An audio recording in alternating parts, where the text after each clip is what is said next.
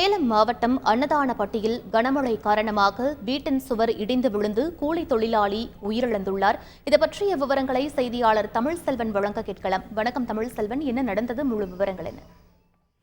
சேலம் அன்னதானப்பட்டி கண்ணகி நகர் பகுதியை சேர்ந்தவர் செந்தமிழ். இவர் பிளாஸ்டிக் குடோன் ஒன்றில் கூலி தொழிலாளியாக பணியாற்றி வருகிறார். இவரது மனைவி கார்த்திகேஸ்வரி மற்றும் ஒரு மகள் உள்ளனர். இந்த நிலையில் நேற்றைய தினம் வழக்கம் போல் பணிக்கு சென்று விட்டு நேற்று இரவு வீடு திரும்பி உள்ளார். வீட்டில் உணவு உட்கொண்டு விட்டு வீட்டின் உள்ளே உறங்கிக் கொண்டிருந்துள்ளார். இந்த நிலையில் வீட்டின் பக்கத்து வீட்டின் சுவர் சரிந்து விழுந்து அவர் மீது விழுந்து அவர் உயிரிழந்துள்ளார்.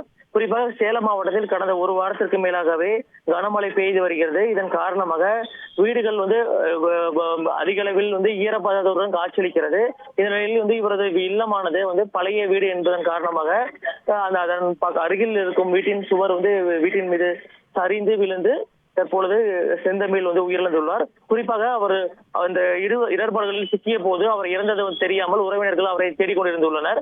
அப்பொழுது அவருடைய செல்போன் எண்ணிற்கு தொடர்பு கொண்ட போது இடர்பாடுகளில் இருந்து செல்போன் ரிங்டோன் சத்தம் கேட்டு இந்த இடர்பாடுகளில் சிக்கியுள்ளது அவர்களுக்கு தெரிய வந்துள்ளது. பின்னர் இது தொடர்பாக அன்னதானப்பட்டி காவல்துறையினருக்கு தகவல் தெரிவித்தனர். காவல்துறையினர் விரைந்து செவ்வாப்பேட்டை தீயணைப்பு துறையினர் உதவியுடன் இடர்பாடுகளில் சிக்கிய செந்தமிழை மீட்கும் முயற்சியில் ஈடுபட்டனர். ஆனால் மீட்டு பார்த்த போது அவர் தலை மற்றும் வயிற்று பகுதிகளில் படுகாயம் அடைந்து சம்பவ இடத்திலே உயிரிழந்தது தெரிய வந்தது. பின்னர் அவர் உடலை மீட்டு பிரேத பரிசோதனைக்காக சேலம் அரசு மருத்துவமனைக்கு காவல்துறையினர் அனுப்பி வைத்துள்ளனர். மேலும் இது தொடர்பாக அன்னதானப்பட்டி காவல்துறையினர் தற்பொழுது தீவிர விசாரணை மேற்கொண்டு வருகிறார்கள். மேலும் இந்த இடர்பாடுகள் சிக்கிய போது இவர் மட்டும் தனியாக வீட்டில் உறங்கி இருப்பது தெரிய வந்திருக்கு.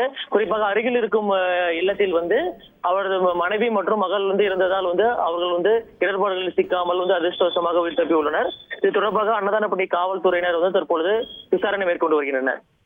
விவரங்களுக்கு நன்றி தமிழ்செல்வன். செய்திகளை உடனுக்குடன் தெரிந்து கொள்ள உடனே சப்ஸ்கிரைப் பண்ணுங்க.